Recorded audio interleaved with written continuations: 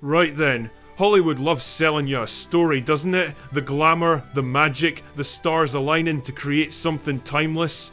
They want you to remember the perfect musical numbers, the dazzling costumes, the happily ever afters. But the real story, the one with the screaming matches, the backstabbing, and the sheer bone-deep sweaty palm terror of a studio going down the drain, now that's the good stuff.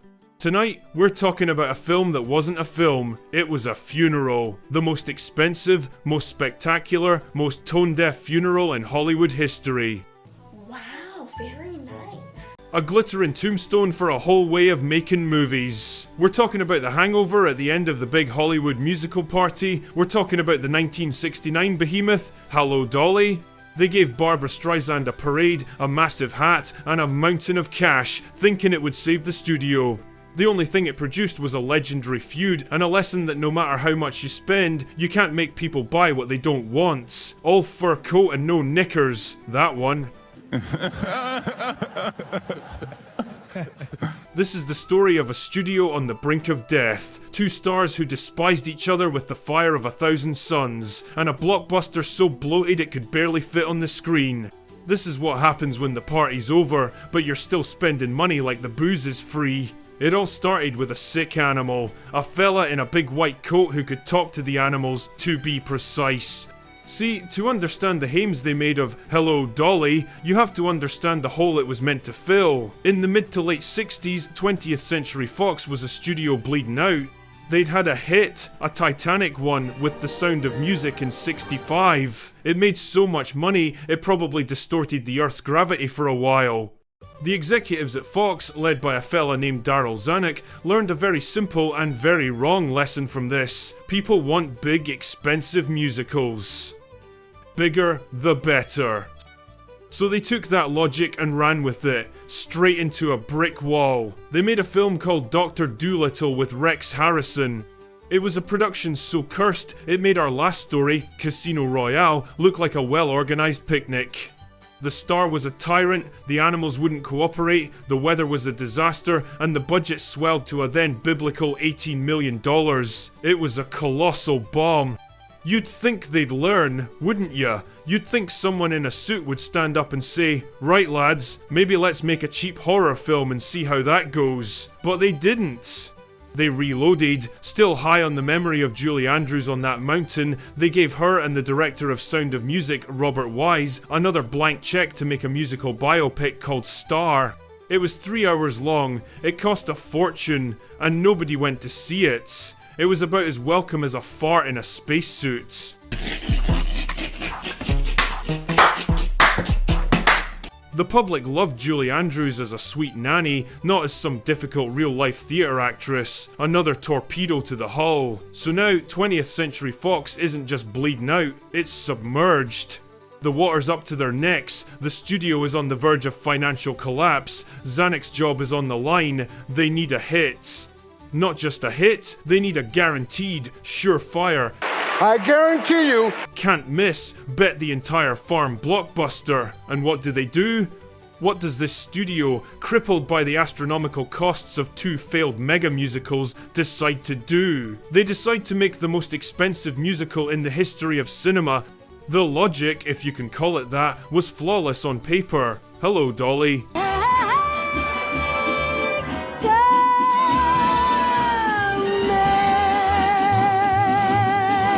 Was a monster hit on Broadway. It had won 10 Tony Awards. It was a beloved property.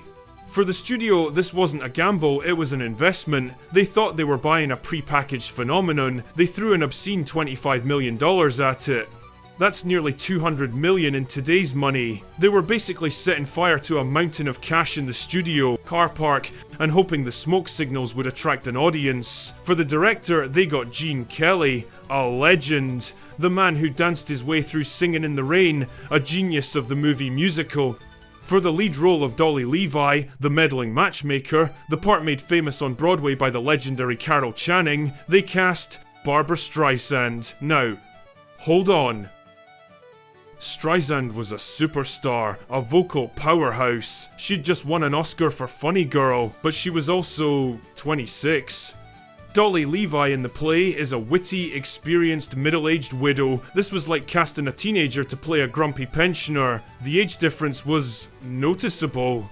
Carol Channing, who had practically become Dolly Levi, was devastated. The whole of Broadway was aghast. But Fox didn't care. They wanted a star. They wanted a name that would sell tickets.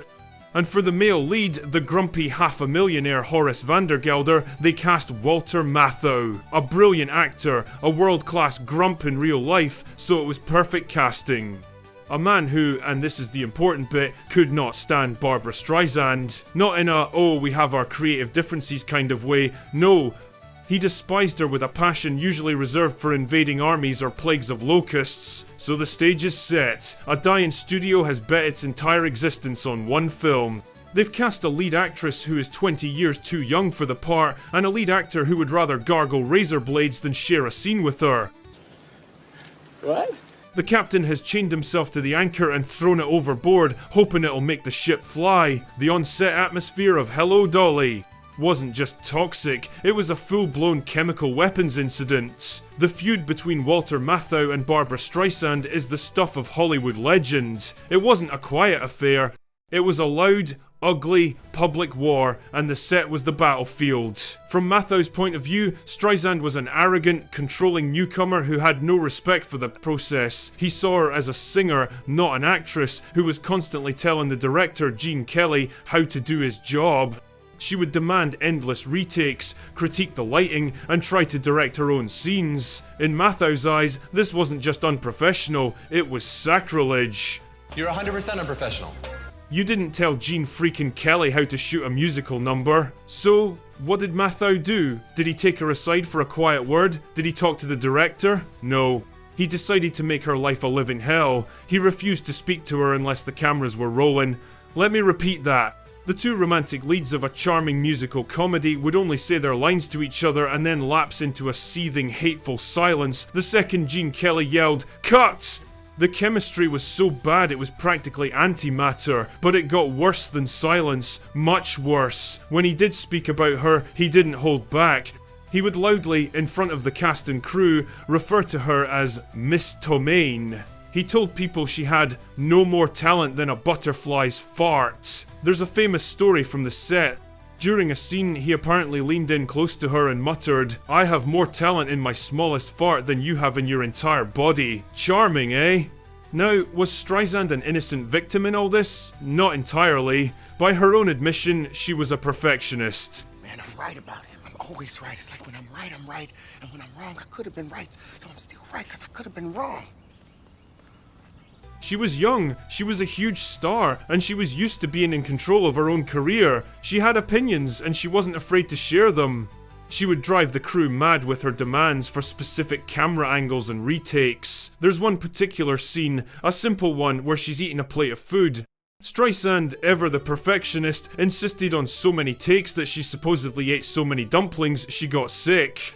She was also famously terrified of horses, which is a bit of a problem when you're the star of a film with a massive parade scene full of them. This led to delays and frustrations, but the real core of the conflict was a clash of generations. Matthau was old Hollywood. You show up, you know your lines, you hit your marks, and you trust the director. Streisand was the new generation, the auteur, the artist who wanted control over every aspect of her performance. The two philosophies were destined to collide.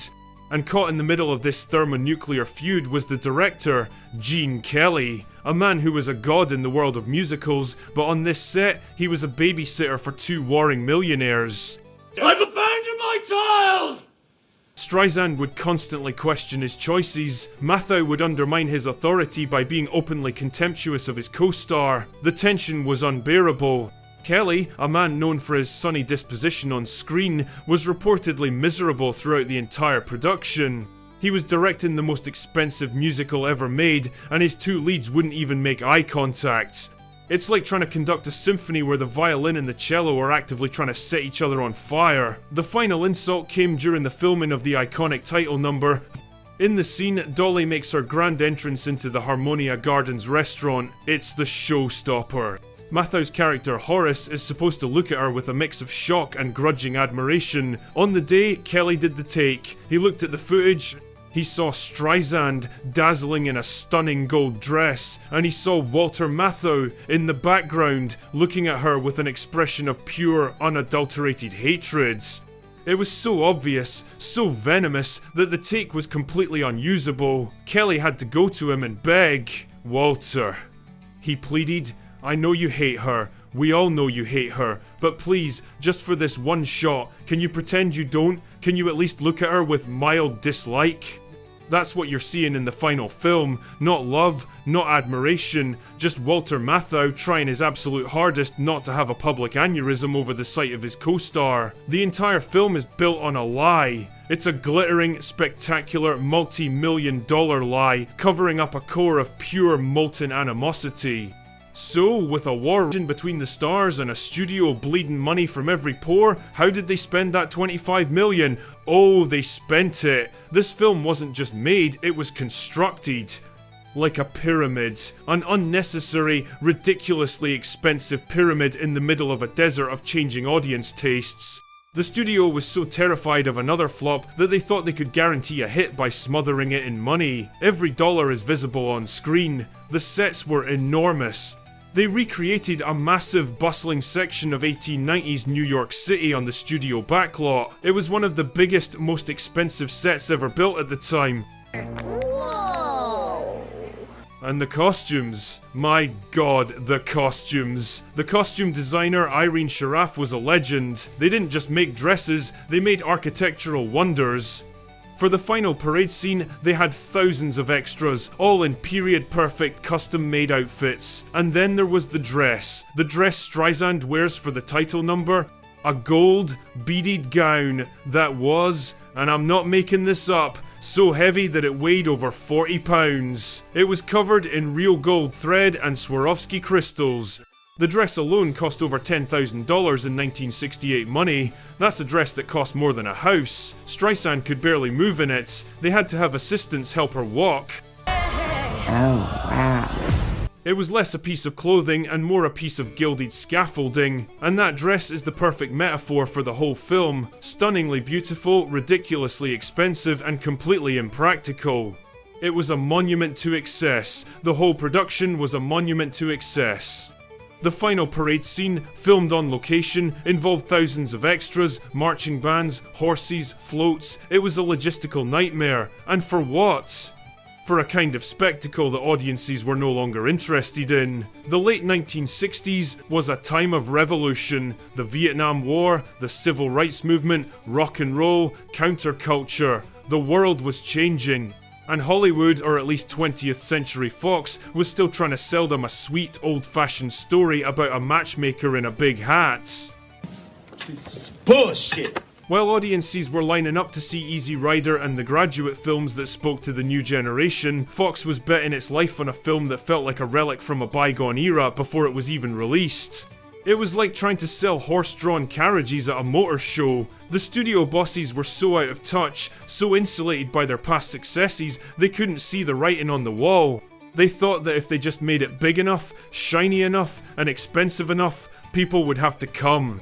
As me old fella used to say, a nod is as good as a wink to a blind horse. They were blind to the change that was coming. Hello, Dolly was finally released in December 1969, lumbering into cinemas like a bedazzled dinosaur. And the results? Well, it wasn't the cataclysmic world-ending bomb that Dr. Dolittle was. It actually sold a lot of tickets. It was one of the highest-grossing films of the year. Are you, serious? But it didn't matter. The film was so catastrophically expensive that even with all those ticket sales, it failed to make back its cost initially. It didn't break even for years. For the studio that was already teetering on the edge of the abyss, not a complete disaster, wasn't good enough. They needed another Sound of Music. What they got was another hole in their balance sheet. It didn't save the studio. In fact, the financial strain of Dolly, on top of the other flops, nearly finished Fox for good. A few weeks after its premiere, Darryl Zanuck and his son were forced out of power. The old guard had fallen. The era of the studio boss who could greenlight a film based on his gut was over.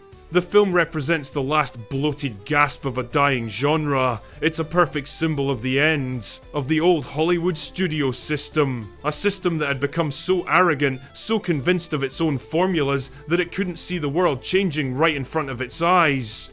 They spent a fortune trying to recreate the magic of the past, but all they produced was an echo. A beautiful, ornate, incredibly expensive echo. The party was over, and "Hello, Dolly" was the sound of the band playing on an empty dance floor. So what killed the film? The star's ego? The studio was a rotten ship, and this film was the iceberg. They thought they were building a lifeboat, but they were just making the iceberg bigger and shinier. So now you know the real story. The next time you watch that parade, don't just see the spectacle. See the desperation, see the millions of dollars being burned on a dying dream, see the hatred in Walter Matthau's eyes. It wasn't a movie, it was a wake, and the corpse was beautiful. Right, I'm off. Slán cha.